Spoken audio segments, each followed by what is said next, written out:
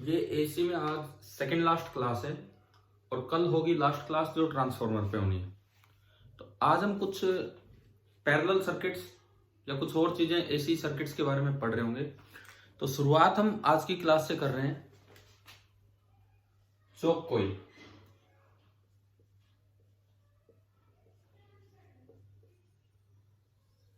चोक coil का क्या मतलब होता है? ये वर्ड यूज किया जाता है जैसे ट्यूबलाइट वगैरह जो पहले घर में लगी रहती थी बड़ी वाली, उनके साथ भी आजकल भी पहले इलेक्ट्रिकल चोक होते थे, आजकल इलेक्ट्रॉनिक चोक है। तो ये होती है चोक कॉइल। चोक कॉइल का मतलब क्या है कि एक ऐसी coil having high inductance, a coil of high inductance and low resistance, a coil of high inductance and low resistance, this is known as choke coil। देखो आजकल जैसे घर में वो जो लंबी वाली ट्यूबलाइट लगी रहती है, आजकल क्या होता है बटन ऑन करोगे सीधी वो ऑन हो जाती है, इलेक्ट्रॉनिक चोक लगे रहते हैं उनमें। पहले अगर आपको पता हो या हो सकता है ना भी पता हो आपको, जैसे हम लोग जब अपनी स्टूडेंट लाइफ में थे तो अगर कभी ट्यूबलाइट ऑन करनी थी तो वो सडनली ऑन होती भी नहीं थी, वो झपझप करती रहती थी, फिर 2-4 बार में जाके ऑन होती थी। वहां लगे रहते थे इलेक्ट्रिकल चोक, आजकल लगे रहते हैं इलेक्ट्रॉनिक चोक। तो ये चोक कोइल होती क्या है? एक ऐसी कोइल है, ये कहाँ होती है? जो आपने ट्यूबलाइट का पीछे वाला वो बोर्ड देखा होगा, एक लंबी सी रोड के पीछे जो बोर्ड है उसके बीच में जो लगा रहता है वो आपका चोक होता है। साइड में अगर कुछ है तो वो स्टार्टर है, बीच में जो कुछ है वो चोक है। तो एक हाई इंडक्टेंस लो रेजिस्टेंस की कोइल है। अब हाई इंडक्टेंस का पर्पज क्या है? हाई इंडक्टेंस का पर्पज ये है कि एक्सेल हाई हो, और एक्सेल हाई होगा तो जेड हाई हो, और जेड हाई होगा तो जो पीक वैल्यू ऑफ करंट है वो कम हो, बहुत ज्यादा करंट ना फ्लो कर जाए, कभी ट्यूबलाइट खराब ही ना हो जाए। अच्छा, फिर लो रेजिस्टेंस लेने का क्या फायदा है? लो रेजिस्टेंस का मतलब है very low extra power wastage, very low extra power wastage. देखो आपको पता है कोइल में अगर आपने सर्किट में अगर आपने रेजिस्टेंस बढ़ा दिया तो एवरेज पावर लॉस बढ़ता चलेगा। हमने पढ़ा है ना Im²R/2। बताओ ये फॉर्मूला ध्यान आ रहा है आपको? पावर कंजप्शन का, power consumption of the circuit का फॉर्मूला होता है Im²R/2। किया है ना हमने, किसी भी सर्किट में हो जाए तो अगर आप रेजिस्टेंस बढ़ा के करंट कम करवाओगे तो उसमें पावर लॉस ज्यादा हो रहा है। तो चोक कॉइल एक ऐसी अरेंजमेंट है जो करंट भी कम करवा देती है without any extra power wastage. क्यों? इसमें इंडक्टेंस हाई होता है और रेजिस्टेंस कम होता है, इस तरह की अरेंजमेंट है। इंडक्टेंस हाई होगा तो एक्सएल हाई होगा, क्योंकि एक्सएल होता है omega into L. XL high होगा तो जेड हाई होगा, जिससे करंट कम होगा Vm/Z। लेकिन पावर लॉस पे कोई फर्क नहीं पड़ा क्योंकि इसकी रेजिस्टेंस नेग्लेजिबल है। तो इस तरह की कोइल को हम बोल देते हैं चोक कोइल। अगर सर्किट में दिखाना हो तो ये एक ऐसी कोइल है, ये इंडक्टर, ये रजिस्टर, ये एल, ये आर। आपने ये कोई सर्किट में फिट की किसी एसी सर्किट में, यहां से पीक वैल्यू आप दे रहे हैं Vm sin ओमेगा टी। ये सिंपली एक आरएल अरेंजमेंट है। तो आप बताओ इसका जेड क्या होगा? इसका जेड क्या होगा? आप अगर इसकी इंपिडेंस डायग्राम बनाएं, इंपिडेंस डायग्राम, तो कुछ इस तरह का बनेगा। ये फाइनोट एंगल काफी ज्यादा होगा, कुछ इस तरह का बनेगा। ये क्यों बनाया, ऐसा क्यों बनाया मैंने इंपिडेंस डायग्राम? क्योंकि आर तो कम है तो ये साइड तो आर होती है, और ये एक्सएल ज्यादा है ओमेगा इंटू एल, और ये है आपका जेड। पहले तो भाई ये बताओ इंपिडेंस डायग्राम समझ में आ गया कि नहीं? Yes, sir. ठीक है। अब अगर यहाँ आप जेड देखेंगे तो this is nearly equal to XL, क्योंकि वैसे तो होता है √R² प्लस XL², लेकिन आर नेग्लेजिबल है तो हमने उसे इग्नोर कर दिया। This is nearly equal to omega L. Im अगर आप देखेंगे Im, दिस इज Vm/Z, तो ये आपका हो गया Vm/ओमेगा एल। और क्योंकि L ज्यादा है, L हाई है, इसका हाई इंडक्टेंस है, तो XL भी हाई होगा, यानी कि ये सब Im जो है वो लो हो गया। तो इसका पर्पज ये था कि सर्किट में कोई एक्सेसिव करंट ना फ्लो कर जाए, फॉर सेफ्टी हम इसे यूज कर रहे हैं। अच्छा, पावर लॉस पे फर्क नहीं पड़ा, कम ही है पावर लॉस। इसने कितनी पावर कंज्यूम की होगी? देखो, एवरेज पावर का फॉर्मूला होता है Vrms into IRMS into cos of phi naught. ये आपकी होती है average power, Vrms into IRMS into cos of phi naught. Phi naught ज्यादा है कि कम है? फाई नोट एंगल बड़ा है कि छोटा है इस डायग्राम के अकॉर्डिंग, जो नॉर्मल होते हैं उनसे? जो हमारे नॉर्मल डायग्राम होते हैं उनमें ये लाइन थोड़ी झुकी रहती है, अब ये लाइन थोड़ी बड़ा है। फाई नोट बड़ा है तो कोस फाई नोट बड़ा होगा कि छोटा होगा? फाई नोट अगर छोटा होगा और कोस फाई नोट स्मॉल होगा, मतलब पावर फैक्टर स्मॉल है। पावर फैक्टर का मतलब है कि किस फैक्टर से मल्टीप्लाई करें पावर कैलकुलेट करने के लिए, क्योंकि ये फैक्टर बड़ा छोटा है तो जो एवरेज पावर कंज्यूम्ड आएगी वो भी काफी कम आ जाएगी। तो भाई चोक कोइल क्या होती है, क्या इसका मतलब आपको आ गया है समझ में? चोक कोइल क्या चीज है? ठीक है, एक ऐसी अरेंजमेंट जिसका हाई इंडक्टेंस है, लो रेजिस्टेंस है। इसका पर्पस क्या होता है? सर्किट में करंट कम फ्लो करे, लेकिन एक बात का ध्यान रखा जाता है, करंट को कम करने के चक्कर में कभी आप एक्स्ट्रा पावर वेस्ट ना करवा दें, तो उसके लिए चोक कोइल यूज की जाती है। अभी बताओ चोक कोइल क्या होती है, क्या सभी को क्लियर है? ठीक है, चलें आगे देखते हैं। एक आज का जो हमारा टॉपिक है, मेनली हम चल रहे होंगे पैरेलल सर्किट्स की तरफ।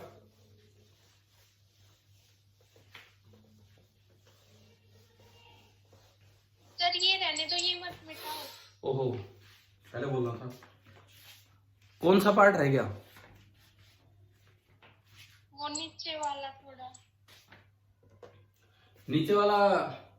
चलो आप पहले बोल। ट्रायंगल वाला, इम्पिडेंस ट्रायंगल वाला ये था कि जो इसकी इम्पिडेंस ट्रायंगल है वो कुछ ऐसी बनेगी।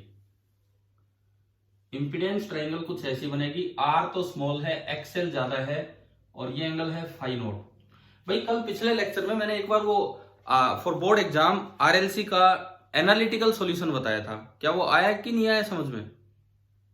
Yes sir. ठीक है ना, वो फॉर बोर्ड एग्जाम आप याद रखना, और ऐसी कोई खास जरूरत है नहीं उसकी, बाकी तुम फेजर मेथड से अपना कर लेंगे।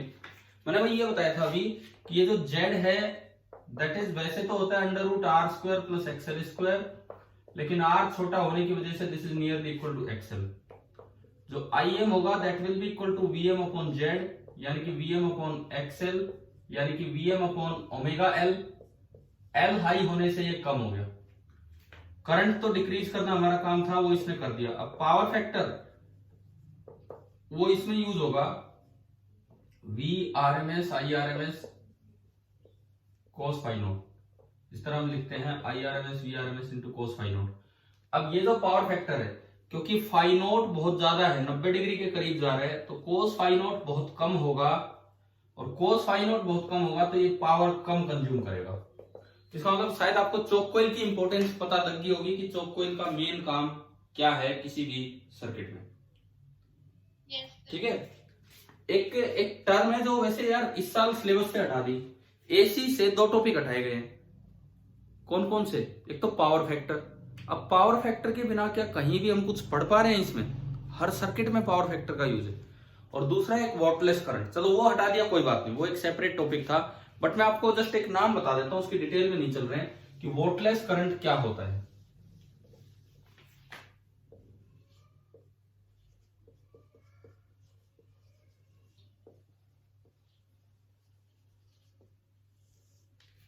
या इसको आइडल करंट भी बोल देते हैं।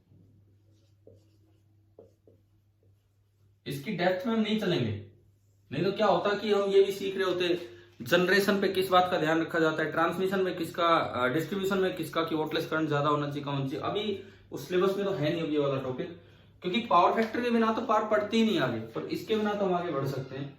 तो मैं जस्ट एक आइडिया आपको देता हूं कि क्या होता है वोटलेस करंट। देखिए मिटा दो ना इसको, अब तो हो गया होगा ये।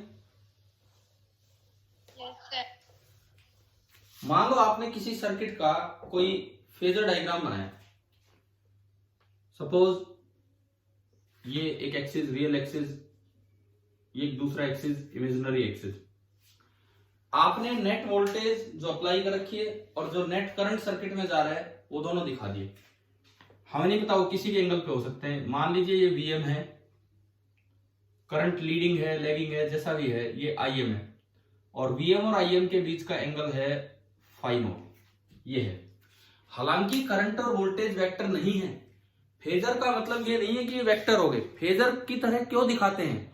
जो ट्रिग्नोमेट्रिक सॉल्यूशन बड़ा मुश्किल होता, जो कल हमने देखा भी उधर से कि डिफरेंशियल इक्वेशन और क्या क्या बन रहा था, उसको आसानी से, क्योंकि वेक्टर एडिशन हम पढ़ चुके होते हैं, तो इन स्केलर्स को वेक्टर्स की तरह दिखा के, फेजर की तरह दिखा के हम वेक्टर एडिशन कर देते हैं, जिससे आसानी से रिजल्ट आ जाते हैं। तो उस तरह से हमने फेजर से रिप्रेजेंट किया। तो आप Im के दो कंपोनेंट कर दो, एक अलोंग Vm और एक परपेंडिकुलर टू Vm। तो देखो अलोंग Vm, अगर आप देखोगे अलोंग Vm, तो ये वाला कंपोनेंट आया ये, तो ये कंपोनेंट तो क्या होगा, IRMS into cos of phi naught. हाँ जी, आ गया समझ में? ठीक है। और परपेंडिकुलर डायरेक्शन में जो कंपोनेंट होगा, परपेंडिकुलर डायरेक्शन में, वो होगा IRMS into sine of phi naught. देखो यहाँ पे मैक्सिमम लिखा है, तो आप इनको मैक्सिमम ले लो, मैं RMS वैसे लिख गया, ये मैक्सिमम है तो ये मैक्सिमम ले लो आप। चलो ये बताओ, दो कंपोनेंट्स आपको समझ में आ गए?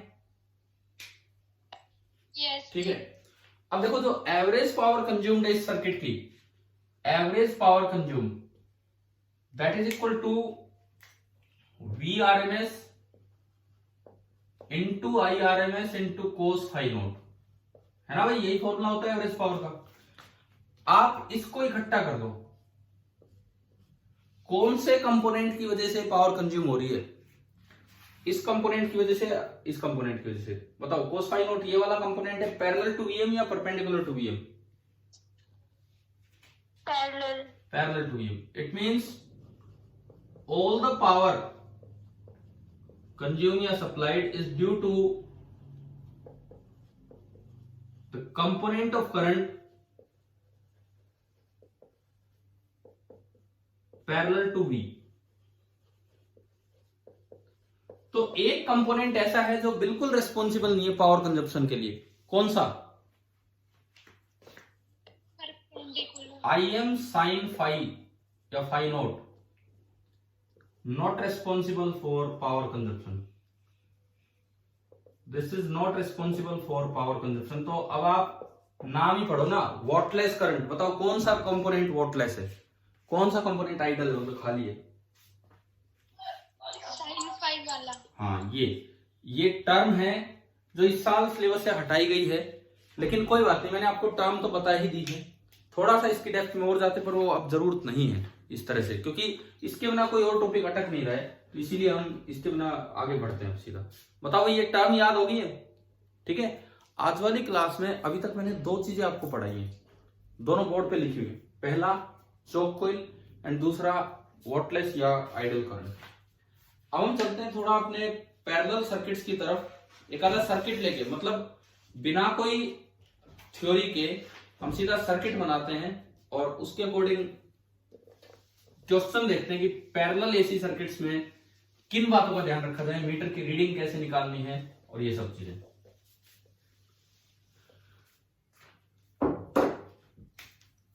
नेक्स्ट जो हमारा टॉपिक है, this is parallel AC circuits.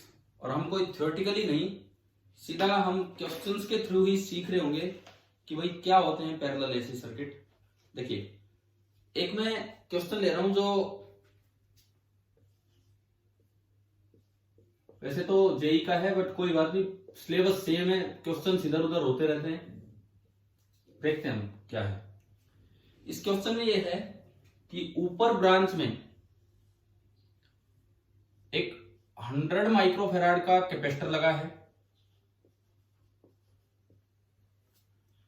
इसके साथ एक 100 ओम का रजिस्टर लगा हुआ है,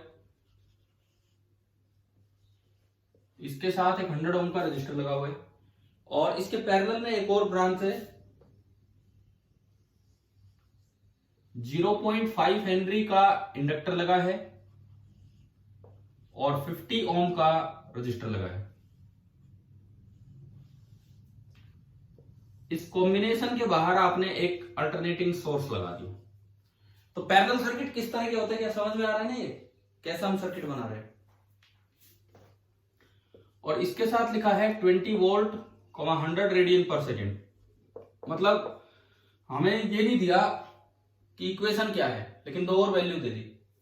बताना एक बार ये क्या चीज है, सोर्स के लिए ये क्या चीज है, ओमेगा। रेडियन पर सेकंड में क्या होता है, ओमेगा होता है। So this is omega driving. और ये क्या चीज है, बताओ जवाब दो, ये क्या लिखा है अगर सोर्स की इक्वेशन ना देके ऐसे लिखा है तो। ये है आरएमएस वोल्टेज, ये ऐसे लिखी रहती है, मतलब जो रीडिंग आती है ये है आरएमएस वोल्टेज। मतलब आपको इक्वेशन नहीं दी तो आप खुद सोच सकते हैं इसकी इक्वेशन। क्या सोच सकते हैं, देखो ये जो वोल्टेज आपने अप्लाई की है, अगर आरएमएस वैल्यू 20 है तो पीक वैल्यू कितनी होगी 20√2। और साइन ओमेगा टी, ओमेगा 100 है, पाई मत लगा देना, ओमेगा ही 100 दिया इन्होंने, फाई नॉट 0 मान लो। तो ये आपकी इक्वेशन बनी। अब जैसे क्वेश्चन में नहीं दी इक्वेशन, आप बताओ कि आपको इक्वेशन समझ में आ गई कैसे बनाइए। ठीक है। अब इसमें 3-4 मीटर्स लगे थे, एग्जैक्टली मुझे ध्यान नहीं है कि उस क्वेश्चन में क्या पूछा है, मतलब ये सर्किट था उस सवाल का। यहां ये V1 है, मेरे पास अभी वो क्वेश्चन नहीं है एग्जैक्टली कि भाई क्या आया है, क्या ऑप्शन थे क्या नहीं। V1 V2 V3 V4, मैं और भी लगाता हूं मीटर। आप सपोज मैं एमीटर लगाता हूं, यहां मैंने लगा दिया A1, यहां मैंने लगा दिया A2 और यहां मैंने लगा दिया A3। बस आपको एक काम करना है, ये सबकी रीडिंग देनी है। ये जो जितने मीटर्स लगे हैं पैरेलल सर्किट में, इन सब की रीडिंग्स आपको देनी है। क्या सीरीज सर्किट में हमने रीडिंग वाले क्वेश्चंस किए हैं? यस है ना। तो अब ऐसे में क्या करना है, सुनो। पैरेलल में जैसे ऊपर वाली एक ब्रांच है, ऊपर वाली ब्रांच को भी पूरी वोल्टेज सोर्स की मिल रही है और नीचे वाली ब्रांच को भी पूरी वोल्टेज सोर्स की मिल रही है। तो आप इसे सेपरेट सर्किट की तरह सोल्व करके चलो, सेपरेट सर्किट की तरह। सॉल्यूशन,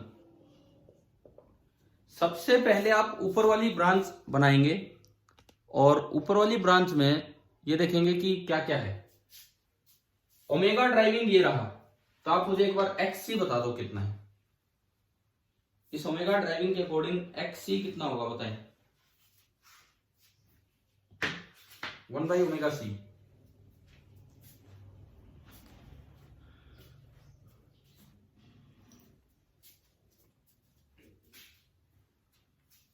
बोलिए XC कितना होगा, 1/ωc की वैल्यू कितनी होगी।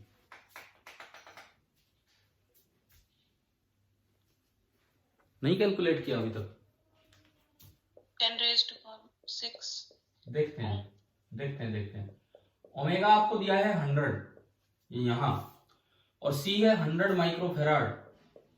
माइक्रो होता है 10⁻⁻6, तो ये बचा 1/10⁻², यानी कि केवल 100 ओम। अभी बताओ क्या XC निकालना आ गया कि नहीं। ठीक है। अब आप क्या करेंगे, ऊपर वाला सर्किट अलग बना लो, केवल ऊपर वाला। पैरेलल का ये फायदा है कि आप अलग अलग ऐसे देख सकते हो, ये और इसके साथ बस आप सोर्स लगा दो जो आपको दिया गया है, बाकी छोड़ो आप। ये इसकी XC की वैल्यू आई 100 ओम, और जो R इसके साथ दिया है वो भी 100 ओम है। तो यहां से इसका करंट ही पता लग गया। इस ब्रांच का Z कितना है बताओ। इस ब्रांच की जो इंपीडेंस ट्रायंगल है वो है 100 और 100, तो Z कितना है इस ब्रांच का, ये 45 डिग्री, 100 √2। Z आपका आ गया 100 × √2। और VRMS जो यहां तक पहुंच रही है, पैरेलल में वोल्टेज डिवाइड नहीं होती है, पैरेलल में पूरी की पूरी वोल्टेज आएगी। VRMS बताओ कितना अप्लाई कर रखा है सोर्स को देख के, 20 वोल्ट। तो हमें V मैक्सिमम पे जाने की जरूरत नहीं है, क्योंकि रीडिंग में तो RMS वैल्यू आती है। तो अगर आप इस ब्रांच के लिए IRMS देखेंगे, IRMS that will be equal to VRMS upon Z। VRMS कितना अप्लाई हो रहा है, पैरेलल में बटेगी नहीं, पूरी ब्रांच में 20 वोल्ट आ रही है बाहर से, 20 20 अपॉन जेड कितना है 100 अंडर रूट 2। तो 20/100 अंडर रूट 2। बताओ तो पहले इसकी रीडिंग कितनी आई एमीटर की? आया कि नहीं आया समझ में? कैसे निकाला है? √2/10। 20/100 रूट 2। 20/100 रूट 2 मतलब 1/5 रूट 2। हाँ √2/10। समझ गए ना आप लोग कैसे लिखा है ये? देखो इस ब्रांच के पास जो टोटल वोल्टेज आ रही है उसकी आरएमएस वैल्यू 20 वोल्ट। इस ब्रांच का जेड हमने निकाल लिया 100 रूट 2। तो I RMS is equal to 20/100 root 2। तो 1/5 रूट 2 या √2/10 1/5 रूट 2 एम्पियर। ये आपके पास A1 की रीडिंग आ गई। बताओ पैरेलल सर्किट में एक ब्रांच का करंट निकालना आ गया। ठीक है, आई आरएमएस आते ही V1 भी आ गया V2 भी आ गया। कैसे बताओ? आई आरएमएस आते ही V1 भी आ गया और मेरे पास V2 भी आ गया। भाई V1 तो हो जाएगा I RMS into XC and V2 हो जाएगा आई आरएमएस इंटू आर। पता है ऐसे तो हमने किए हैं, सीरीज सर्किट में भी किए थे ये वाले काम। तो हमने इसे पैरेलल छोड़ा कहाँ है, एक ब्रांच उठा ली, अब तो सीरीज बन गया। सीरीज में एक बार अगर आई आरएमएस आ जाए तो इसके क्रॉस रीडिंग वोल्टेज की आई आरएमएस इंटू एक्सी और उसके cross I RMS into R. तो बताओ क्या आंसर आ रहा है? V1 का क्या आंसर आ रहा है? 10√2। आई आरएमएस इंटू एक्सी तो 100 से मल्टीप्लाई होगा 20/√2। यहाँ 10√2। तो जो V1 का आंसर आया दिस इज 10√2 वोल्ट। V1 का आंसर ये आया 10√2 वोल्ट। V2 कितना होगा? 10√2। 100 से वो मल्टीप्लाई हुआ। दोनों का सम कितना होगा? 10√2 और 10√2 को अगर मैं ऐड करूं यहां तो कितना सम होगा? 200√2। नहीं नहीं नहीं नहीं, 10√2 और 10√2 200√2 के। बताओ एक बार। 20√2 नहीं होगा, मैंने यही बताया फेजर सम करना होता है रीडिंग का। आप देखो वेरीफाई करो, दोनों में करंट सेम है। इधर देखो ध्यान से सीखो ये चीजें, दोनों में करंट सेम है। अगर करंट सेम है तो कैपेसिटर में वोल्टेज 90 डिग्री पीछे मिलेगी और रजिस्टर में वोल्टेज उसी फेज में मिलेगी। दोनों में करंट तो सेम लाइन पे है, कैपेसिटर में वोल्टेज 90 डिग्री पीछे और रजिस्टर में उधर ही, तो दोनों वोल्टेजेस के बीच का फेज एंगल 90 डिग्री हो गया। और जब 90 डिग्री फेज एंगल होता है तो जो रिजल्टेंट रीडिंग होती है √1 का स्क्वायर प्लस दूसरे का स्क्वायर, है ना?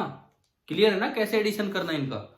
तो 10√2 मतलब मैं अगर यहां कोई वोल्टमीटर लगा देता, सपोज कीजिए ये एक और वोल्टमीटर फिर क्या बताया V5, तो V5 की रीडिंग क्या होती है? तो हमने सीरीज सर्किट में आपको सिखाया ये।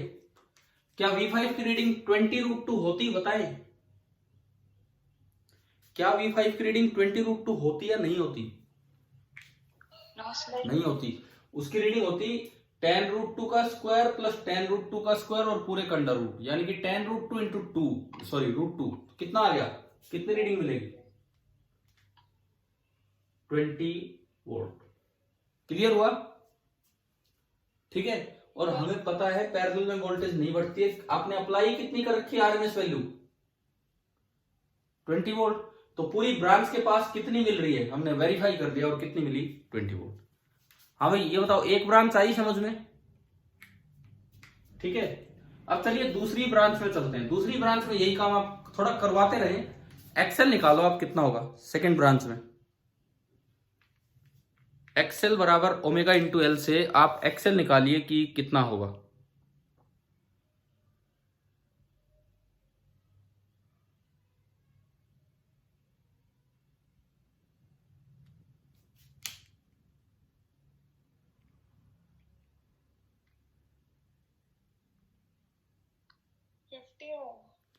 देखते हैं, एक्सेल बराबर ओमेगा इंटू एल 0.5 इंटू 100, तो सीधा ही है 0.5 इंटू 100 का मतलब है 50 ओम।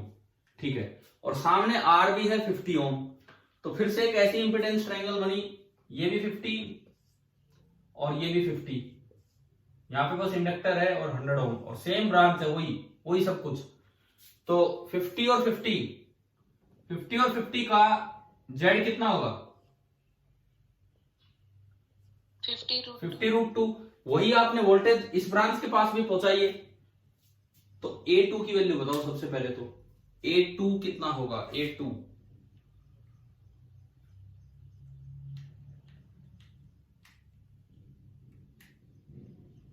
बोलो।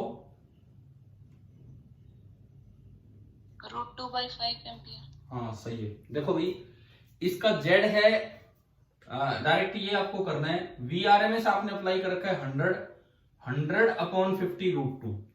तो 100/50 करोगे, ये अगर आप यहां पे पुट करते हो 50√2 से इसे डिवाइड करते हो, VRMS सॉरी 100 बोल दिया मैं, 20। VRMS है 20/50√2। ये गया एक √2 से √2 कटा, तो आंसर आ गया √2/5 एम्पियर। आप बताओ कि आपको A2 की रीडिंग निकालनी आ गई है, तो ये आपकी निकल के आई √2/5 एम्पियर। और ऊपर इसको देखते हो, √2 से ऊपर नीचे मल्टीप्लाई करते हो, तो ये बनता है √2/10 एम्पियर। एक √2/5 और एक √2/10। ठीक है, चलिए इससे फिर ये दोनों भी आंसर आ गए। V3 कितना? IRMS into XL। XL है आपका 50। तो बताओ V3 कितना आया? √2/10। ना, दोबारा बताओ। IRMS √2/5 into 50 10√2। तो इसकी रीडिंग आपकी आई 10√2 वोल्ट। V4 की रीडिंग बताओ क्या होगी? V4 की, अरे यही तो करना है दोबारा, 10√2 वोल्ट। चलो ये बताओ, आपको वोल्टेजेस और करंट्स निकालने आगे सारे, बाहर ये अंदर अंदर जो भी हैं। अब एक बचा है A3। A3 की रीडिंग क्या होगी? A3 की रीडिंग आप अगर यहां देखते हैं तो जो करंट होगा, इधर गया I1, इधर गया I2, तो इंस्टेंटेनियस इक्वेशन तो बनेगी I = I1 + I2। लेकिन रीडिंग क्या होगी? अब ये बताओ, ये कैसे निकालें? ये रीडिंग हम कैसे निकालें, इस बात का आप जवाब दीजिए।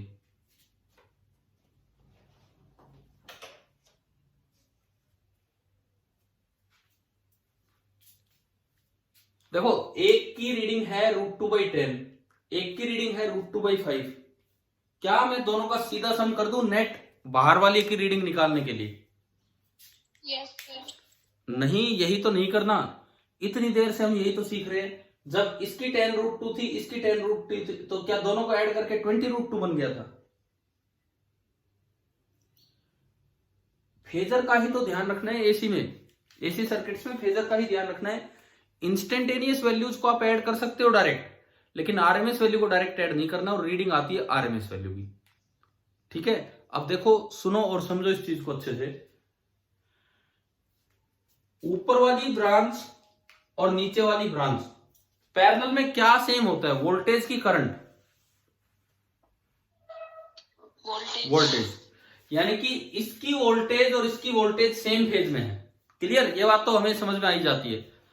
अब मैं बात करता हूं दोनों के करंट की। यह है आरसी सर्किट।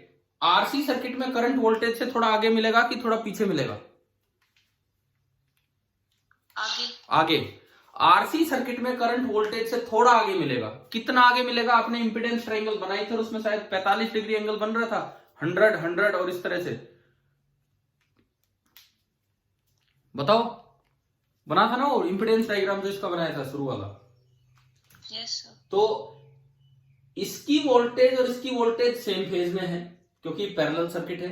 अब इसका करंट, इस ब्रांच का करंट इस ब्रांच की वोल्टेज से तो 45 डिग्री आगे है।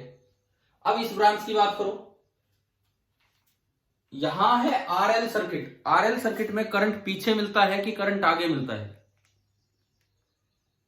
पीछे। और इसका इंपीडेंस डायग्राम में भी 50 और 50 बना तो 45 डिग्री हो गया। ठीक है, यानी कि इस ब्रांच का जो करंट है वो वोल्टेज से 45 डिग्री पीछे है। अब सुनो, आप दोनों ब्रांचेस पैरेलल में है तो दोनों की वोल्टेज सेम है, सेम फेज में है। इसका करंट वोल्टेज की लाइन से 45 डिग्री आगे है और इसका करंट वोल्टेज की लाइन से 45 डिग्री पीछे है, तो इन दोनों के करंट में फेज डिफरेंस कितना हो गया? 90 डिग्री। यानी कि जो I1 और I2 आए, इन दोनों में फेज डिफरेंस है 90 डिग्री। और अगर फेज डिफरेंस 90 डिग्री है तो रीडिंग कैसे निकालते हैं? Under root. हाँ, तो ये इसकी जो रीडिंग होगी, this will be under root of पहली रीडिंग प्लस दूसरी रीडिंग। I1 है √2/10, तो उसका स्क्वायर करेंगे तो 2/100। यह है √2/5, तो 2/25। कर लोगे ना जो भी आएगा। अब आप ये बताओ, मेन बात क्या थी इस सर्किट में? कुछ अलग नहीं था। पैरेलल सर्किट में कोई नया कॉन्सेप्ट हमने नहीं सीखा, लेकिन जो पुराने कॉन्सेप्ट है वो ढंग से लगाने हैं। सीरीज सर्किट में करंट सब में सेम होता है, लेकिन पैरेलल सर्किट में वोल्टेज सब में सेम है, और उससे फिर हमने करंट का आइडिया लगाया है। भाई बताओ, क्लियर हो गया ये या नहीं? सबसे जो बेस्ट पार्ट था इसका वो ये है, ये A3 की रीडिंग कैसे लें। किसी भी बच्चे को डाउट हो तो एक बार बोल दो, मेरे मिटाने के बाद नहीं, अभी बोल दो, अगर दोबारा ये लास्ट स्टेप पूछना है तो। क्लियर है सभी को? ठीक है, तो चलिए अगले सवाल पे चलते हैं, जिसमें मैं जस्ट आपसे आखिरी जैसी ही चीज यूज करवा के देखूंगा कि कितना समझ में आया है, कितना नहीं।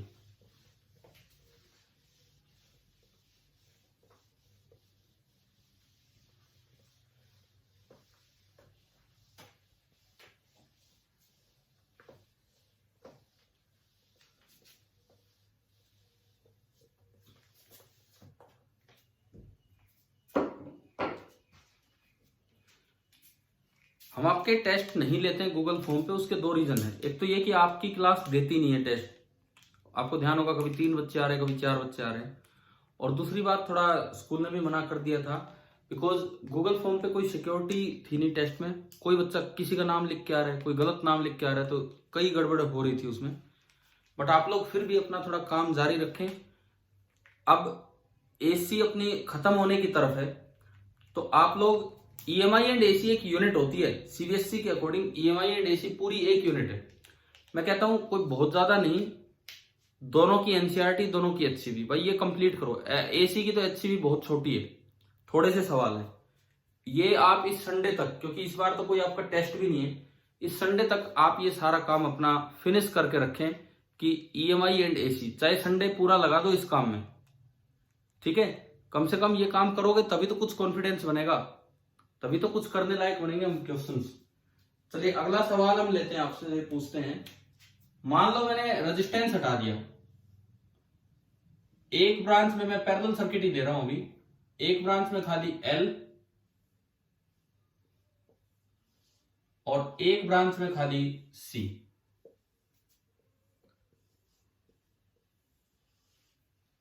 ये इस तरह से कोई सर्किट दिया गया है, और आपसे यूं पूछा है, मैं जस्ट कोई पिछली चीज ही चेक करने के लिए आपसे पूछ रहा हूं कि आपको समझ में आया है कि नहीं। ये बोला है कि इंडक्टर में जो करंट जा रहा है उसकी जो पीक वैल्यू है, मैक्सिमम वैल्यू दी है 0.8 एम्पियर, और कैपेसिटर में जो करंट जा रहा है उसकी जो पीक वैल्यू है, मान लो वो दी है 0.6 एम्पियर। तो आपको ये बताना है कि यहां एक एमीटर लगा है, उसकी रीडिंग क्या होगी। ये सवाल है, बताओ। कोई ये क्वेश्चन नहीं था, मैं तो एक छोटी सी बात आपसे पूछने के लिए ये क्वेश्चन दे रहा हूं कि वो चीज भी समझ में आई कि नहीं आई।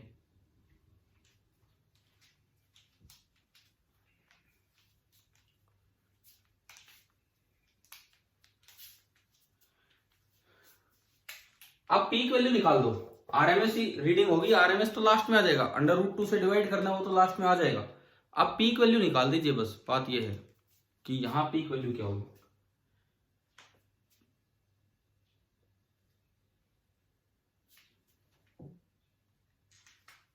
मैं ऑप्शंस देता हूं।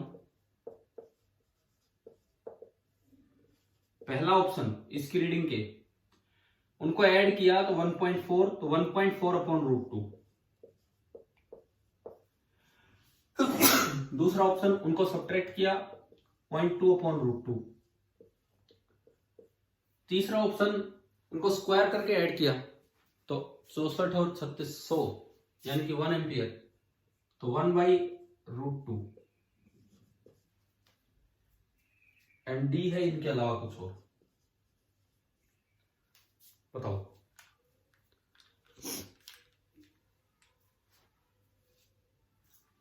अगर पिछला क्वेश्चन समझ में आया है तो यहीं से पता लगेगा अभी कितना समझ में आया कितना नहीं।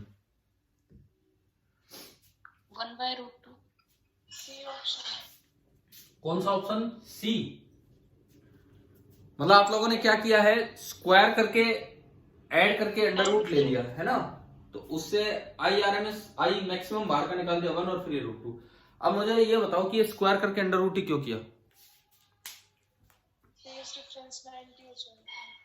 क्या इस करंट और इस करंट में फेज डिफरेंस 90 डिग्री का है?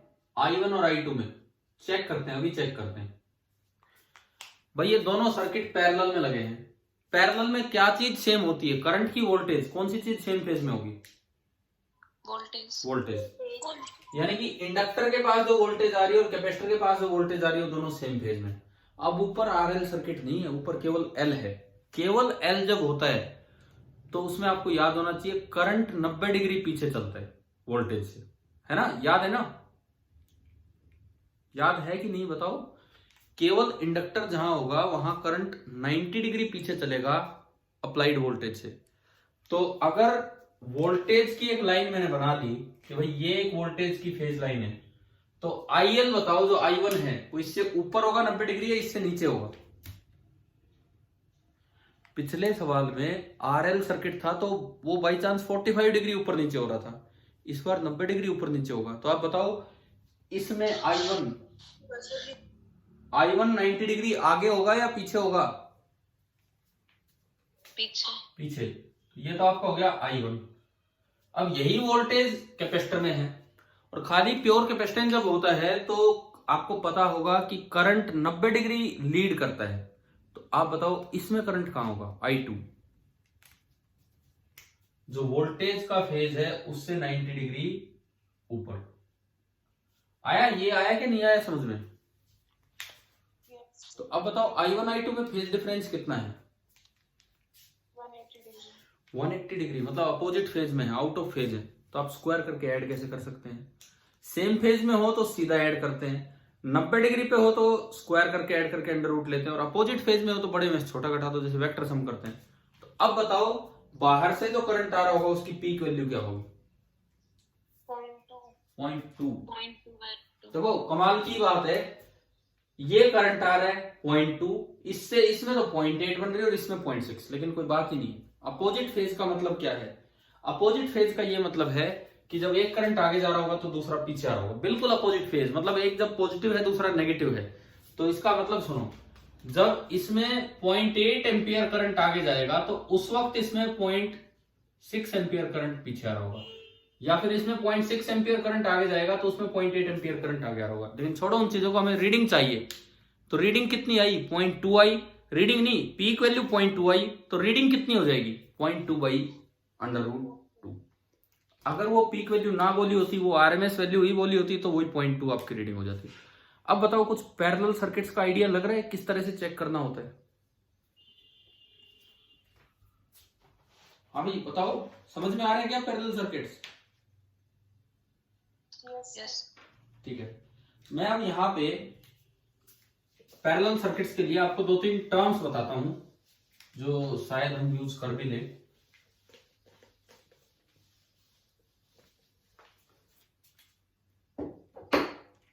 देखो हमने एक चीज पढ़ी, रेजिस्टेंस,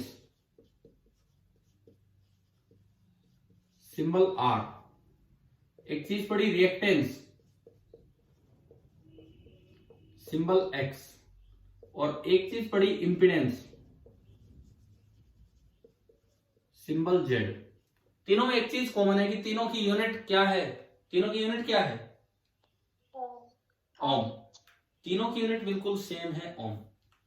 रेजिस्टेंस का रेसिप्रोकल क्या होता है बताओ? कंडक्टेंस। सिंबल क्या देते हैं हम उसे? नहीं, सिंबल इसको, फिजिकल क्वांटिटी को। सिंबल क्या देते हैं? जी। जी। ठीक है, ऐसे ही रिएक्टेंस का रेसिप्रोकल होता है ससेप्टेंस, सिंबल देते हैं एस। और इंपिडेंस का रेसिप्रोकल होता है एडमिटेंस, सिंबल देते हैं वाई। यानी कि जी आपका होता है 1/r, एस आपका होता है 1/x एंड वाई आपका होता है 1/z। भाई ये 3 टर्म्स हैं, क्या ये टर्म्स आप याद कर लेंगे कि नहीं बताओ? ठीक है, ये टर्म्स अपनी जरूर याद रखना, कहीं डायरेक्ट भी पूछी जा सकती है। तो उधर वाली तीनों टर्म्स का वो क्या होगा? यूनिट। उधर वाली तीनों ओम इनवर्स, या साइमन भी उसे बोल देते थे, एमएचओ भी बोल देते थे, इस तरह से। अब देखो, एक इन चीजों का यूज मैं डायरेक्ट बताता हूं कि कैसे। सपोज कहीं ये सर्किट था, आरसी सर्किट, आप इसका जेड सीधा लिखते हो, इस आरसी सर्किट का आप जेड सीधा लिखते हो, क्या होता है जेड बताओ इसका? अगर आपको ये दिया है, ये आर है, वो सी है, वहां से आपने एक्स सी निकाल लिया, तो इसका आप जेड सीधा लिख देते हो, क्या होगा?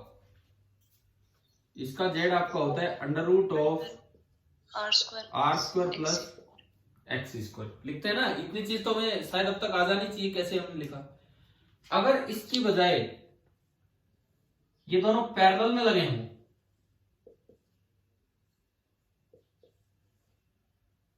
अगर इसकी बजाय ये दोनों पैरेलल में लगे हों, तो अब भी मैं आपको एक डायरेक्ट तरीका बता रहा हूं, इसीलिए मैंने ये रेसिप्रोकल्स पढ़ाए हैं। जो आपने ऊपर फॉर्मूला लगाया वही फॉर्मूला अब वैलिड होगा, लेकिन रेसिप्रोकल्स में। ये है z², ये z का स्क्वायर है। z का रेसिप्रोकल क्या है? एडमिटेंस, समझ गए हो? z का रेसिप्रोकल है एडमिटेंस, यानी कि y का square is equal to r का रेसिप्रोकल है कंडक्टेंस, g का स्क्वायर, और x का रेसिप्रोकल है ससेप्टेंस, इसका स्क्वायर। या फिर यहां से आप इसको लिखो तो 1/z² is equal to 1/r² plus 1/x²। और अब आप z को कैलकुलेट कर सकते हो, क्योंकि हमारे काम तो z ही आता है भाई। हमें तो लास्ट में जब im चाहिए तो im होगा Vm/z। सीरीज सर्किट में आपने z डायरेक्ट लिखा है, तो पैरेलल सर्किट में आप उनके रेसिप्रोकल्स में वो फॉर्मूला लगा दो और उससे z कैलकुलेट कर लेंगे। ये जस्ट मैं एक शॉर्टकट तरीके आपको बता रहा हूं। आप बताओ क्या ये समझ में आ गया कि नहीं? Yes sir. ठीक है, अगर कोई डाउट लगे तो अभी बताना, बिकॉज मैं इनके प्रूफ पे नहीं जा रहा हूं, मैं केवल आपको पैरेलल सर्किट्स के कुछ शॉर्टकट फॉर्मूले बता रहा हूं कि अगर ऐसा सर्किट है तो आप जेड ऐसे निकाल सकते हो। सिमिलरली आप मुझे बताओ, अगर यहां इंडक्टर होता तो इसका जेड कैसे लिखते आप? इसका जेड कैसे लिखते? r² plus XL²। तो अगर ये सर्किट आया और उसमें आपको जेड लिखना हो ये निकालने के लिए, तो आप यही फॉर्मूला लगा दो उनके रेसिप्रोकल्स में, यही फॉर्मूला लगा दीजिए उनके रेसिप्रोकल्स में, और अब जो बनेगा 1/z² बराबर 1/r² प्लस 1/XL²। आज ये बात आगे की नहीं आई समझ में? बताइए। ठीक है, ठीक है। यस। अब मान लो मैं जस्ट इसको अप्लाई करने के लिए एक क्वेश्चन आपसे पूछता हूं, ताकि ये पॉइंट भी याद रह जाए कि क्या पढ़ाया था यहां पे। यही सर्किट ले लेते हैं अभी जो था, 2 सर्किट में ले रहा हूं, एक बार R और C सीरीज में और एक बार R और C पैरेलल में।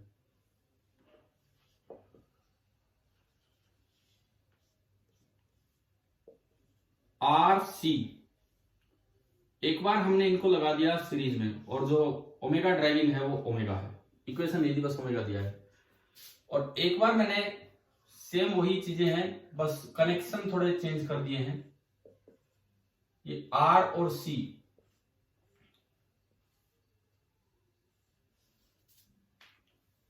ये हमने लगा दिए पैरेलल में। मैं एक कंपैरिजन करवा रहा हूं कि दोनों सर्किट यहां तक समझ में आ गए। ठीक है, अब आपको यह दिया गया है कि जो इंपिडेंस ऑफ सीरीज सर्किट है this is twice of impedance of parallel circuit. ये गिवन है, क्वेश्चन में ये दिया गया है कि impedance of series circuit is twice of impedance of parallel circuit. तो आपको उसके लिए ओमेगा निकालना होगा कि सोर्स का ओमेगा कितना है। क्वेश्चन आ गया वही समझ में क्या है? बताओ, क्लियर हो रहा है ना? क्या करना क्या है हमें? Yes sir. इसका जेड लिखो, इसका जेड लिखो, इसमें पुट करो और ओमेगा निकालो। कीजिए भैया, आप ट्राई कीजिए ये सवाल।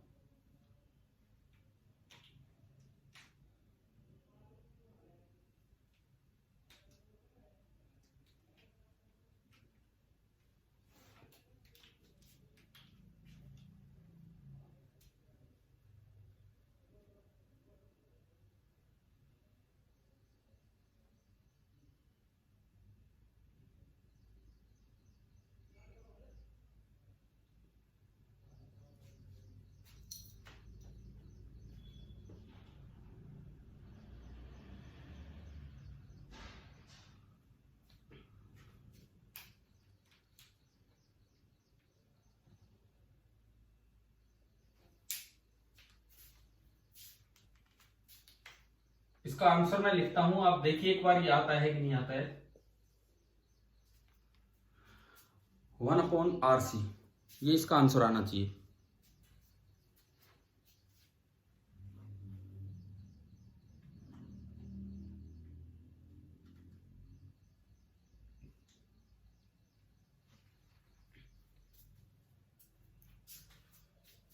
जेड सीरीज कितना होगा? जेड सीरीज कितना होगा? Under root of R square plus X C square, and X C is 1/ओमेगा सी का स्क्वायर। जेड पैरेलल कैसे निकालें? देखो, यहां आपने इसका स्क्वायर निकाला, यह है जेड पैरेलल। अगर निकालना है तो जहां जहां जेड था उनकी जगह उनके रेसिप्रोकल ले लो। तो पहले लिखा जाएगा वाई पैरेलल, इसका square is equal to R की जगह जी और एक्स सी की जगह एस सी। तो वाई पैरेलल इज 1/जेड पैरेलल का स्क्वायर, दिस इज 1/आर स्क्वायर, और ये ओमेगा सी ऊपर चला जाएगा तो ये आपका बना ओमेगा सी का स्क्वायर। पहले आप ये बताओ कि आपको ये दो इक्वेशंस बनानी आ गई है कि नहीं, कैसे हमने लिखी है? हाँ जी बोलिए, क्या क्लियर है यहां तक? बताओ, इनमें कोई कंफ्यूजन है इन दो स्टेप्स में? No sir. तो अब इक्वेशन को ही सोल्व करना है, इक्वेशन को ही आगे बढ़ाना है और कुछ नहीं। जेड सीरीज पहले यहां से ढंग से निकाल लेते हैं, या इसका आप स्क्वायर कर लो। इसका स्क्वायर करेंगे तो Z series square is 4 times Z parallel square, ये बनेगा। तो जेड सीरीज तो ये रहा, जेड सीरीज स्क्वायर है, आपने एलसीएम लिया ओमेगा सी का होल स्क्वायर, और ये बनेगा आर ओमेगा सी का स्क्वायर प्लस 1 का स्क्वायर, ये बना। अब अगर मैं उधर से देखूं जेड पैरेलल स्क्वायर क्या बनेगा, पहले मैंने इसका एलसीएम लिया R square 1 plus R omega C का होल स्क्वायर, ये तो 1/जेड पैरेलल है, तो इसका जेड पैरेलल लिखोगे यहां से, तो जेड पैरेलल स्क्वायर जो बनेगा वो उसका रेसिप्रोकल होगा, so it will be equal to R square upon 1 plus R omega C का स्क्वायर, ये आ गया। अब आप इसमें पुट करेंगे तो जेड सीरीज ये है 1 प्लस आर ओमेगा सी का whole square upon omega C का स्क्वायर, ये आया, बराबर 4 times Z parallel.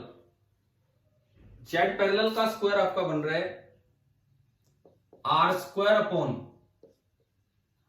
1 plus R omega C का होल स्क्वायर। एक बार बताओ, क्या ये इक्वेशन समझ में आया कैसे बनाई है हमने? ठीक है, क्या यहां तक क्लियर है? क्या बताओ, आगे तो मैथमेटिक्स है थोड़ा सा। क्या क्वेश्चन में तो 2 टाइम्स दिया हुआ है। क्वेश्चन में z 2 टाइम्स दिया है तो उसका स्क्वायर कितने टाइम्स होगा? समझ गए हो कि नहीं? बताओ। सर वो स्क्वायर में थोड़ी ना, क्या कह रहे हो? एक मिनट दोबारा बोलो, क्या कंफ्यूजन है? ये स्क्वायर में थोड़ी ना, 2 into z पैरेलल है। z series is 2 into Z parallel है। जो गिवन है अगर मैं उसका स्क्वायर कर दूं तो क्या इक्वेशन बनेगी बताओ? z का स्क्वायर जो होगा वो कितने टाइम्स हो जाएगा z पैरेलल से सीरीज का? 4 टाइम्स। भाई अगर कहीं यूं दे रखा हो x बराबर 2y, तो क्या मैं ये नहीं लिख सकता हूं x स्क्वायर जो होगा वो 4 टाइम्स होगा y का, y स्क्वायर का? ठीक है। तो क्वेश्चन में गिवन ये था, वहां से मैंने ये बना दिया, क्योंकि मेरे को यहां से तो z सीरीज का स्क्वायर दिख रहा है और यहां से मुझे z पैरेलल का स्क्वायर दिख रहा है। एक ही बात है यार, आप ये इक्वेशन यूज करोगे तो अंडर रूट में लिखना पड़ेगा, फिर स्क्वायर करोगे फिर वही बनेगा जाके। आया कि नहीं आया समझ में? बताओ। आ गया सर। ठीक है, तो हमने ये पुट किया। नहीं तो क्या होता है, इसके अंडर रूट लगा होता है, इसके अंडर रूट और बार 2 होता, फिर स्क्वायर करते तब यही आता। अब कर दो क्रॉस मल्टीप्लाई, तो ये तो बन गया 1 plus R omega C square और पूरे का होल स्क्वायर और 4 आर स्क्वायर ओमेगा सी का स्क्वायर। शायद आ ही गया होगा समझ में क्या किया है। अब हमने होल स्क्वायर को खोल दिया, अब हमने इसका होल स्क्वायर खोला यहां से, तो ये बनेगा a का स्क्वायर मतलब 1 प्लस b का स्क्वायर तो r ओमेगा c की पावर 4 प्लस 2ab, तो 2 इंटू आर ओमेगा सी का होल स्क्वायर बराबर, और उधर बन रहा है 4 इंटू आर ओमेगा सी का होल स्क्वायर। जब ये घटने आएगा तो -2 हो जाएगा, तो ये बना, ये तो है 1 का स्क्वायर, ये है आर ओमेगा सी स्क्वायर का स्क्वायर, और ये जब घटेगा तो -2 हो जाएगा, तो -2 इंटू आर ओमेगा सी का स्क्वायर, तो -2 into 1 into R omega C का स्क्वायर, और उधर रह गया 0। ये मैंने किस तरह से बना दी ये इक्वेशन? क्या ये A square plus B square minus 2ab form आपको नजर आ रही है यहां? Yes sir. है ना?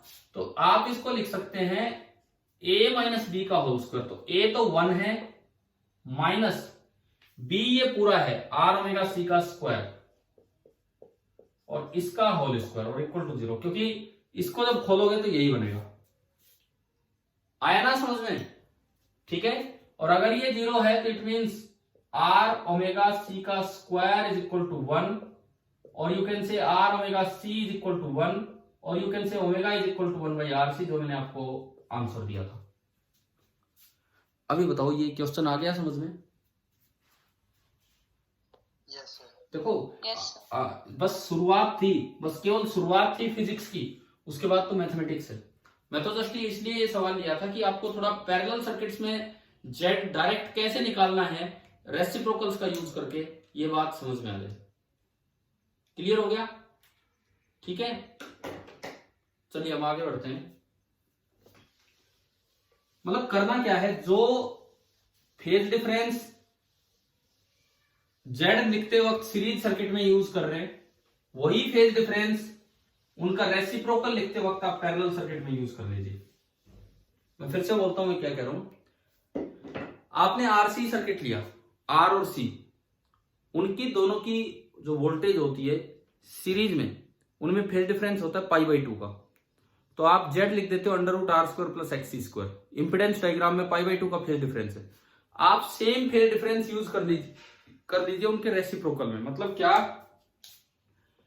अगर ये एक आरसी सर्किट है सीरीज, तो आप इसका इंपिडेंस डायग्राम ऐसे बनाते हो, आर ये एक्सी और ये जेड और ये एंगल π/2। सिमिलरली जब यही चीज पैरेलल में आए तो शॉर्टकट तरीका ये है, ये आर और एक्सी है, आप सेम डायग्राम बना दो लेकिन उनके रेसिप्रोकल्स में। आर की जगह जी 1/r, एक्सी की जगह एससी 1/xc, और जेड की जगह वाई 1/z, और ये एंगल π/2। तो यहां से वही फॉर्मूला बन गया Y square is equal to XC square plus G square, जो भी बताया था। क्या अब याद हो जाएगी ये चीज? हमने किया क्या है, चेंज क्या किया है? हाँ जी बताओ, क्लियर है? ठीक है। मान लो जैसे, चलिए आगे बढ़ते हैं, छोड़ो इसमें। अब हम कुछ रिजल्ट्स की तरफ चले कि इंडक्टर हो या कैपेसिटर हो, एसी सर्किट में अगर आपने कनेक्ट किया है तो इनके बारे में कुछ रिजल्ट्स।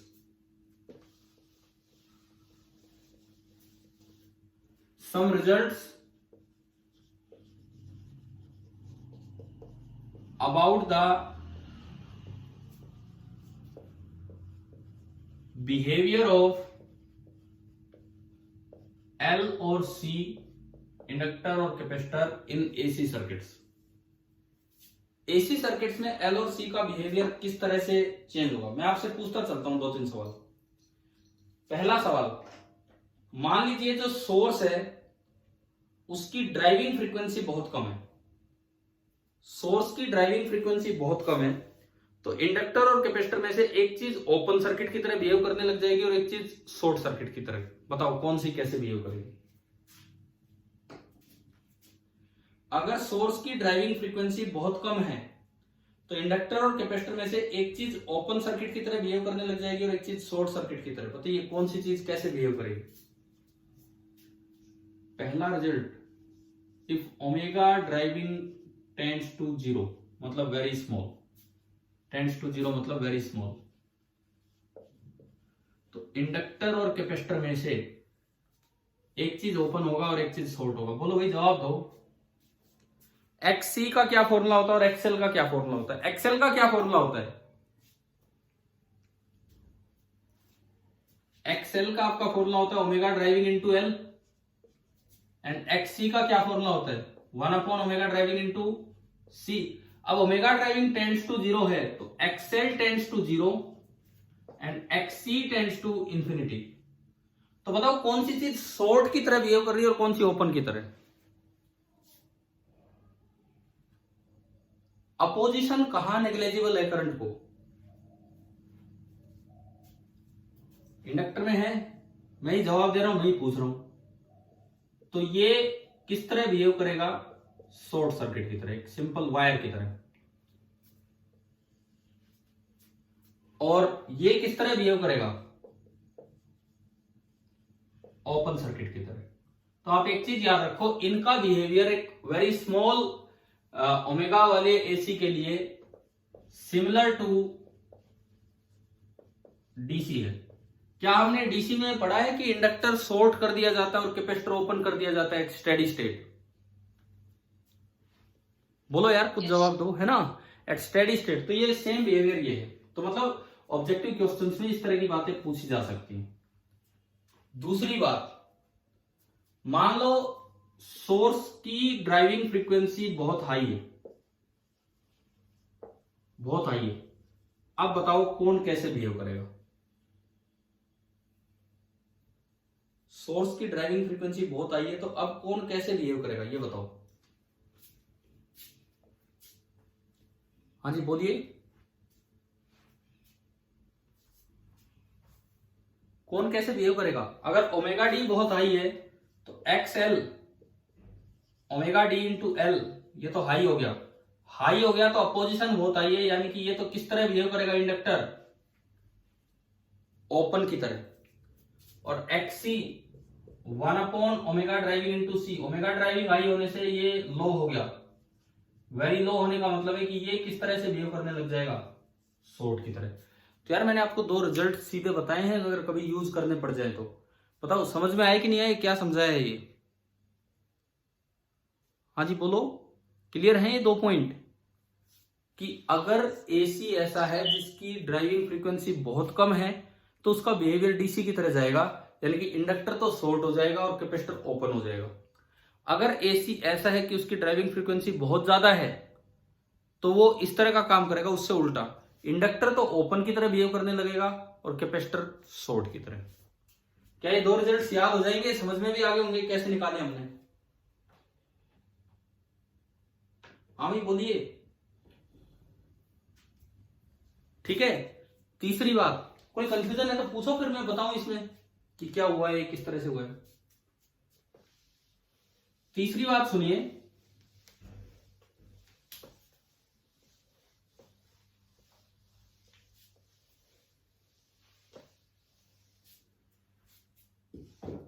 एक बार इंडक्टर और कैपेसिटर सीरीज में लेंगे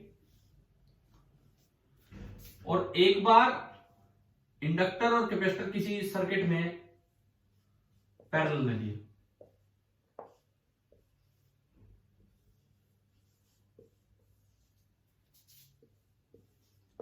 अब मैं फेज डिफरेंस की बात कर रहा हूं between voltage and current. Phase difference between voltage and current.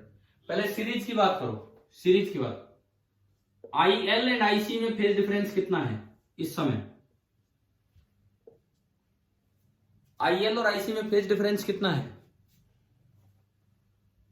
बोलो, जस्ट मैं आपको चेक ही कर रहा हूं, ये लगा लो तो पीछे कितने चीजें पढ़ा दी उन्हीं चीजों को। सीरीज सर्किट में IL और IC में फेज डिफरेंस कितना है? क्या सीरीज में? 0। हाँ, क्योंकि सेम करंट जाता है। अब आप बताओ VL और VC में फेज डिफरेंस कितना होगा? VL और VC में फेज डिफरेंस यूं देखा करो, केवल इंडक्टर को देखो। केवल इंडक्टर में जो करंट होता है, देखो आपने करंट का फेज लाइन बना ली, आपने करंट की फेज लाइन बना ली। इंडक्टर में करंट उससे 90 डिग्री नीचे चलेगा। आपने क्या किया, वोल्टेज की फेज लाइन बना ली। सॉरी दोबारा बताता हूं। आपने करंट की फेज लाइन बना ली। अब इंडक्टर में तो वोल्टेज करंट से 90 डिग्री आगे चलती है और कैपेसिटर में वोल्टेज करंट से 90 डिग्री पीछे चलती है। तो आप बताओ VL और VC के बीच का फेज डिफरेंस कितना हो गया? पाई 180 डिग्री, या यू कैन से अपोजिट फेज। क्या ये बातें यार, ये तो छोटे छोटे पॉइंट्स हैं। एसी में कम से कम ये कॉन्सेप्ट्स क्लियर होने चाहिए, है ना। अब आप इधर आओ, पैरेलल में क्या चीज सेम होती है? वोल्टेज। यानी कि VL एंड VC, इनमें फेज डिफरेंस कितना होगा? 0। अब आप बताओ IL और IC में कितना होगा? अभी मैंने एक क्वेश्चन करवाया था 0.8 एम्पियर 0.6 एम्पियर वाला, उसमें भी ये चीज यूज हुई है। IL और IC में कितना होगा फेज डिफरेंस IL और IC में? देखिए, ये वोल्टेज की फेज लाइन आपने बनाई, वोल्टेज की फेज लाइन आपने बनाई। अब जो करंट होता है, कैपेसिटर में 90 डिग्री आगे मिलेगा और इंडक्टर में 90 डिग्री पीछे मिलेगा। तो कितना फेज डिफरेंस है इनमें? पाई। भाई अब इतने रिजल्ट्स याद नहीं करने, ये सीखने हैं आपको, क्योंकि क्वेश्चन आएगा इतने कितने रिजल्ट याद करके जाओगे? तो आसान आसान बातें हैं। अब आज की क्लास में हम कर क्या रहे हैं, एसी का यही काम पूरा कर रहे हैं, इस तरह की छोटी छोटी चीजें, ताकि आप इन पे ना अटके। पूरा न्यूमेरिकल भी नहीं आए, थोड़ी थोड़ी बात पूछ ली तो हमसे हो जाए। इस सर्किट में दोनों में करंट सेम है, तो इसके अकॉर्डिंग VL देखा, इसके अकॉर्डिंग VC देखा, पता लगा दोनों अपोजिट फेज में। इस सर्किट में दोनों में वोल्टेज सेम है, तो करंट देखा कि अपोजिट फेज में। और ये अभी क्वेश्चन लिया था, देखो मान लो यहां एमीटर की रीडिंग है 0.8 एम्पियर, मैं रीडिंग की बात करता हूं, और इधर वाले की है 0.6, तो बताओ इसकी रीडिंग कितनी होगी? इसकी रीडिंग कितनी होगी? अगर इनकी रीडिंग ये है, ये IL IC अपोजिट फेज में है, तो इसकी रीडिंग कितनी आएगी? 0.2। ठीक है। अब सुनो, यहां सुनो, इसके पास मैंने एक वोल्टेज लगाया, वोल्टमीटर, उसकी रीडिंग है 0.8 वोल्ट। इसके पास एक वोल्टमीटर लगाया, उसकी रीडिंग है 0.6 वोल्ट। तो आप बताओ, मैं कंबाइंड वोल्टमीटर लगाऊं तो उसकी रीडिंग क्या होगी? बताओ, इसका जवाब दो, इसकी रीडिंग क्या होगी? 0.2। अब यही तो चीजें देखनी है ना हमें, कि ये VL VC यहां अपोजिट फेज में और वहां IL IC अपोजिट फेज में। तो सीरीज सर्किट आए चाहे पैरेलल आए, हमें फेज से चलना है। क्या ये फेज वाली बात आ गई है समझ में? बोलो, या अभी भी कंफ्यूजन ही है? मैंने रिजल्ट्स के नाम पे 3-4 और बातें आपको बता दी है कि क्या है क्या नहीं। ठीक है। अब देखो, सुनो,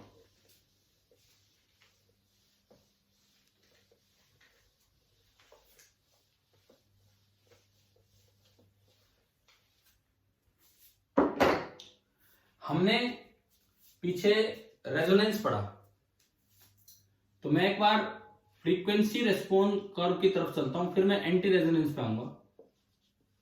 फ्रीक्वेंसी रेस्पॉन्स कर्व और RLC सीरीज सर्किट। उसके बाद हम चलेंगे पैरेलल पे। Frequency response curve for RLC series circuit देखते हैं। भाई ये आपने बनाया था ग्राफ, ओमेगा ड्राइविंग के साथ आईएम कैसे चेंज हुआ था, शायद आपको एक बार में याद आ जाएगा कि इस तरह का ग्राफ था कि नहीं। और ये ओमेगा नेचुरल के बराबर है, तो उस वक्त ये वैल्यू थी Vm/R। बताओ क्लियर है ये वाला graph, frequency response curve, frequency change करने से करंट का रेस्पॉन्स। और अगर मैं जेड का भी ग्राफ बनाऊं ओमेगा ड्राइविंग के साथ, तो असल में इससे उल्टा हो जाएगा। जब ओमेगा ड्राइविंग बराबर ओमेगा नेचुरल है उस वक्त जेड मिनिमम है, और जेड मिनिमम है आर, क्योंकि जेड मिनिमम है तभी करंट मैक्सिमम है। ये बताओ ये फ्रीक्वेंसी रेस्पॉन्स करो, ये दोनों बातें आ गई है क्या समझ में, कैसे बनाई है? हाँ भाई बताओ क्लियर है कि नहीं ये दोनों ग्राफ? IM होता है Vm/Z, Z जब मिनिमम है तो IM मैक्सिमम होगा। बताइए एक बार, ये यहां तक क्लियर हो गया आपको? ठीक है। Yes, sir. अब मैं लेता हूं इनका स्पेशल केस। स्पेशल केस ये है कि रेजिस्टेंस नहीं है सर्किट में, खाली एक L है और एक C है, प्योर इंडक्टर है, रेजिस्टेंस नहीं है। अगर R0 करोगे तो बताओ R0 करने पे ये Vm/R कितना हो गया? इनफाइनाइट।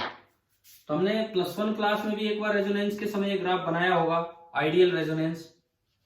यहां फिर से बनाते हैं। तो इस केस में जो रेजोनेंस का कर्व है वो ये बनेगा कि इनफाइनाइट तक जा रहा होगा। बताओ ये आ गया, ये ध्यान आ रहा है? +1 में भी हमने बनाया होगा कभी रेजोनेंस के टाइम। Yes, sir. ठीक है। और ये कॉमन सा सिंबल बच्चों के लिए इसलिए भी है, जो कोचिंग इंस्टीट्यूट है रेजोनेंस नाम से कोटा का, वो भी अपना सिंबल ही ये यूज करता है। कभी देखा होगा किसी टेस्ट वेस्ट में या किसी एड में या किसी बुकलेट में, देखा है रेजोनेंस का ये वाला सिंबल? Yes, sir. है ना, वो रेजोनेंस का सिंबल यही है कि वो आइडियल रेजोनेंस है, मतलब रेजिस्टेंस नहीं है कोई भी, इस तरह का वो सिंबल ले रखा है। और इस केस में अगर आप जेड का ग्राफ बनाओगे आइडियल रेजोनेंस में, तो ओमेगा डी के साथ जेड, बस ये कुछ नहीं है, 0 तक टच हो जाएगा नीचे जाके, और कुछ नहीं है, ओमेगा एन पे 0 पे टच हो जाएगा। पहले तो आप ये बताओ, ये frequency response curve ideal resonance और रियल रेजोनेंस, क्या ये समझ में आ गए? ठीक है। Yes, sir. अब हम अपने पैरेलल वाले सर्किट को ही आगे बढ़ाते हैं, और यूं लगा लो कि आज की क्लास का ये लास्ट पार्ट ही चल रहा है। अब शायद आपको पैरेलल सर्किट्स समझ में आने लग गए होंगे, किस तरह से पैरेलल सर्किट्स देखे जाते हैं। तो अब हम जो ले रहे हैं next circuit, this is parallel resonance circuit. Parallel resonance circuit, इसके यार कई नाम है। इस सर्किट को एंटी रेजोनेंस सर्किट भी बोलते हैं, एंटी रेजोनेंस सर्किट, क्योंकि उससे उल्टा होगा इसमें, अभी आप देखेंगे। Parallel resonance circuit is also known as anti resonance circuit. इसको फिल्टर या रिजेक्टर सर्किट भी बोलते हैं, फिल्टर या रिजेक्टर सर्किट, क्योंकि वो था असेप्टर सर्किट। उसका क्या काम था, मैंने ट्यूनिंग मैकेनिज्म पढ़ाया था आपको। ट्यूनिंग, 10 चैनल आ रहे, किसी एक को एक्सेप्ट करना है, तो उसके साथ जो सीरीज रेजोनेंस हुआ था। अब होगा कि किसी एक को परमानेंटली रिजेक्ट करना है कि आना ही नहीं चाहिए, तो उसके लिए ये रिजेक्टर सर्किट हो जाएगा। क्या नाम समझ में आ गए हैं क्या, क्या क्या है इसके? पैरेलल रेजोनेंस, एंटी रेजोनेंस, या जो मैंने बताया फिल्टर सर्किट, रिजेक्टर सर्किट, इस तरह से नाम यूज कर लिए जाते हैं। तो पहले तो मैं आइडियल केस लेता हूं जिसमें कोई रेजिस्टेंस नहीं है। आइडियल केस, बस एक इंडक्टर है और एक कैपेसिटर है।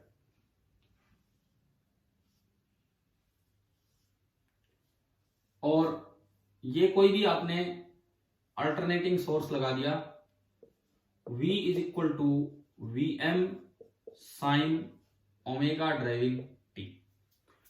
एक बार बताएं, क्या सर्किट आ गया समझ में? कैसी इक्वेशन बनेगी, क्या होगा क्या नहीं होगा? ठीक है। अब हम देखते हैं कि कैसे एंटी रेजोनेंस है, क्या होगा। आप सबसे पहले लिखवाओ VL क्या होगा, वोल्टेज अक्रॉस इंडक्टर की इक्वेशन क्या होगी। क्या पैरेलल में सेम वोल्टेज नहीं पहुंच जाएगी दोनों के पास? जो वोल्टेज आपने अप्लाई की वही पहुंचेगी। तो VL की इक्वेशन बनी VM sine omega driving T। फिर आप बताओ VC क्या होगा? VC सेम बनेगी, यही इक्वेशन VC के नाम पे आएगी, VM sine omega driving into T। ये आपका VL हुआ और ये आपका VC हुआ। इसके बाद VL से लिखो IL और VC से आप लिखवाएंगे IC। पीछे जब सीरीज सर्किट होता था तो हमें करंट एज्यूम करते थे और सब में करंट सेम होता था और करंट को देख के वोल्टेज लिखते थे VL और VC। आज क्या हो रहा है, पैरेलल सर्किट में वोल्टेज सेम है और वोल्टेज को देख के हम करंट लिखेंगे। तो बताओ, पहले मैं बात करूं यहां पे, तो इसकी पीक वैल्यू होगी, देखो V बराबर IR होता है, तो I बराबर V बाई आर होता है। I बराबर V बाई आर, तो यहां R नहीं, यहां तो होगा VM बाई XL और यहां होगा VM बाई XC। पहले तो बताओ पीक वैल्यू लिखनी आ गई है ना। अब फेज की बात करते हैं। फेज VL और IL में एक चीज पाई बाई 2 आगे होती है, एक पीछे होती है। कौन सी चीज लीड करती है, करंट या वोल्टेज? इंडक्टर में वोल्टेज। वोल्टेज। तो इसमें हम करंट लिख रहे हैं तो वो पाई बाई 2 पीछे होगा, तो omega D T minus pi by 2। इधर की बात करूं तो करंट या वोल्टेज कौन आगे होगा? बोलो, इंडक्टर में ना कैपेसिटर में कौन आगे होता है? करंट पाई बाई 2 आगे होता है। So this is omega D T plus pi by 2। Parallel circuit में हम कैसे गए हैं, पहले आपने वोल्टेज देखी, वोल्टेज से दोनों के अलग अलग आपने करंट लिखे। हाजी भाई बोलिए, क्लियर हुआ यहां तक? ठीक है। मैंने माइनस बाहर निकाला, साइन से माइनस बाहर आ जाएगा, कोस होता तो गायब हो जाता, तो minus VM by XL sine, चलो एक स्टेप और बढ़ा देता हूं, ये आपका बना पाई by 2 minus omega driving into T। ठीक है, और उसको भी ऐसे ही लिख लो, उसमें कोई माइनस माइनस का चक्कर ही नहीं है। VM by XC sine of pi by 2 plus omega driving into T। Sine 90 minus theta क्या होता है? Sine 90 minus theta cos theta, and sine 90 plus theta, sine 90 plus theta, ये भी कोस ही होता है, प्लस का कोस। तो देखिए इंडक्टर का करंट आया minus VM by XL, minus VM by XL into cos of omega driving T, and capacitance का करंट आया VM by XC into cos of omega driving T। चलो दोनों आगे। अब हम KCL लगाएंगे। किसी भी वक्त मैं कहता हूं कि ये करंट I है, ये IL है, ये IC, तो इंस्टेंटेनियस वैल्यूज में तो केवल KCL वैलिड होते ही है। तो अगर आप KCL लगाते हैं, अगर आप KCL लगाते हैं तो इक्वेशन बनेगी I is equal to IL plus IC।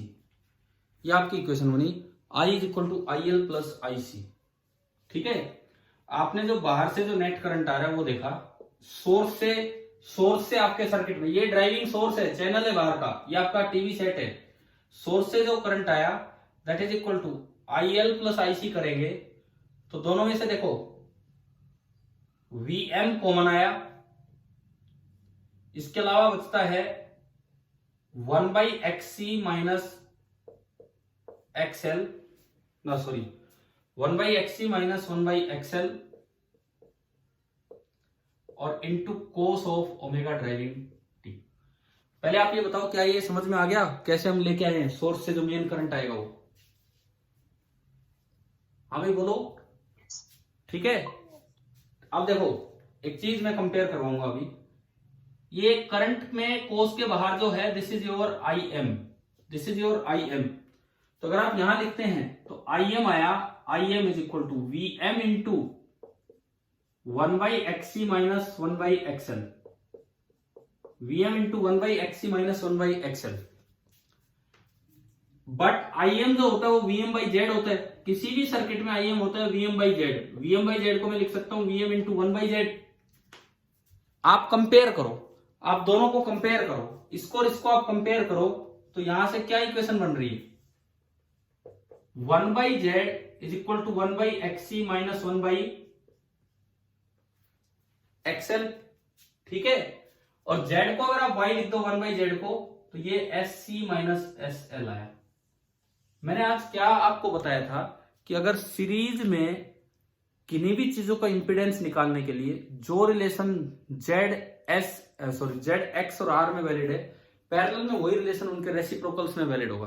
देखो अगर एल और सी सीरीज में लगे होते, अगर एल और सी सीरीज में होते तो हम पहले एक्स निकालते हैं, और एक्स होता है एक्सएल माइनस एक्ससी या फिर एक्ससी माइनस एक्सएल। याद है कि नहीं बताओ आप ये चीज। अगर एल और सी सीरीज में लगे होते हैं, अगर एल और सी सीरीज में लगे होते हैं तो आप पहले उनका कंबाइंड एक्स निकालते हैं, या तो होता है एक्सएल माइनस एक्ससी या होता है एक्ससी माइनस एक्सएल। ध्यान है, ध्यान है कि नहीं बताओ। Yes, है ना। तो जब वो पैरेलल में लगे हैं तो जो रिलेशन एक्स में होता वहां आप लिखते एक्सएल माइनस एक्ससी, एक्ससी माइनस एक्सएल। यहां वो रिलेशन एस में हो गया, उसके एक्स के रेसिप्रोकल में XC minus XL, XC minus XL. चलो ठीक है, छोड़ो इस चीज को अभी फिर से जिक्र कर लेंगे। अब मैं करंट की तरफ लौट के आता हूं। आपकी करंट की इक्वेशन ये बनी, करंट की इक्वेशन ये बनी। अब मैं बात करता हूं एंटी रेजोनेंस की या रिजेक्टर सर्किट की। रेजोनेंस का मतलब था कि करंट मैक्सिमम हो, एंटी रेजोनेंस का मतलब होगा करंट मिनिमम हो। तो आप अगर करंट का एम्पलीट्यूड ही जीरो कर दो तो वो कभी करंट उठ ही नहीं पाएगा और बिल्कुल करंट जीरो हो जाएगा, यानी कि वो चैनल कभी भी एंट्री नहीं ले पाएगा। क्या समझ में आया क्या मतलब है? रेजोनेंस पे करंट बहुत ज्यादा हो रहा था तो बस जिस वक्त वो चैनल आ रहा है बाकी नहीं आ रहे थे। एंटी रेजोनेंस पे उस चैनल के कोरस्पोंडिंग करंट जीरो हो जाएगा, मतलब चाह के भी आप वो चैनल नहीं देख पाएंगे। इस तरह का काम हो जाएगा। समझ में आया क्या बताया मैंने? yes, sir. ठीक है, अब सुनो। तो एट एंटी रेजोनेंस आपको ये करंट मिनिमम करना है। करंट मिनिमम करना है तो इसका एम्पलीट्यूड ही जीरो कर दो, अपने आप मिनिमम हो जाएगा। अगर आप इसका एम्पलीट्यूड जीरो करते हैं, अगर आप इसका एम्पलीट्यूड जीरो करते हैं तो बताओ क्या कंडीशन आई, एक्ससी बराबर एक्सएल आ गया कि नहीं बताओ। अगर आप इसका एम्पलीट्यूड जीरो करते हैं ताकि करंट मिनिमम ही रहे तो एक्ससी बराबर एक्सएल आ गया, और एक्ससी बराबर एक्सएल से तो ओमेगा ड्राइविंग आता है 1/√LC। आता है कि नहीं आता? ये तो हमने पढ़ा हुआ है पीछे, है ना। इसका मतलब अगर सीरीज सर्किट होता तो 1/√LC ओमेगा ड्राइविंग लेने पे रेजोनेंस होता है, मैक्सिमम करंट आता है और वो चैनल एक्सेप्ट हो जाता है। अगर पैरेलल सर्किट होता तो 1/√LC ओमेगा डी की वैल्यू लेने पे उस चैनल के कोरस्पोंडिंग जो करंट है वो जीरो हो जाएगा और वो चैनल आप देख नहीं पाओगे, आप एंट्री हो ही नहीं पाएगी। तो ये होता है रिजेक्टर सर्किट। बताओ एक्सेप्टर और रिजेक्टर का मतलब आ गया समझ में? Yes. ठीक है, अब सुनिए। अब इसमें अगर वही ग्राफ बनाना हो, अगर इसमें वही ग्राफ बनाने हो तो थोड़ा यूं चेंज होगा। ये आइडियल वाला केस चल रहा है, अभी इसमें कोई रेजिस्टेंस नहीं है, आइडियल वाला केस चल रहा है। देखो ये आपका ओमेगा ड्राइविंग है, ये आपका आई एम है। तो एट एंटी रेजोनेंस ये आई एम का ग्राफ ऐसा होगा और जो 1/√LC पे 1/√LC पे बिल्कुल जीरो हो जाएगा। लेकिन जेड का ग्राफ इससे उल्टा जाएगा। एंटी रेजोनेंस में अगर आप ओमेगा ड्राइविंग के साथ जेड का ग्राफ देखते हैं तो 1/√LC पे वो इनफाइनाइट होगा, तभी तो करंट जीरो होगा। तो ग्राफ बिल्कुल बदल गया। आप बताओ एंटी रेजोनेंस का क्या मतलब है? क्या ये समझ में आ रहा है? हाँ जी भाई बोलिए, क्लियर है कि नहीं? एंटी रेजोनेंस क्या होता है, क्या इसका मतलब है?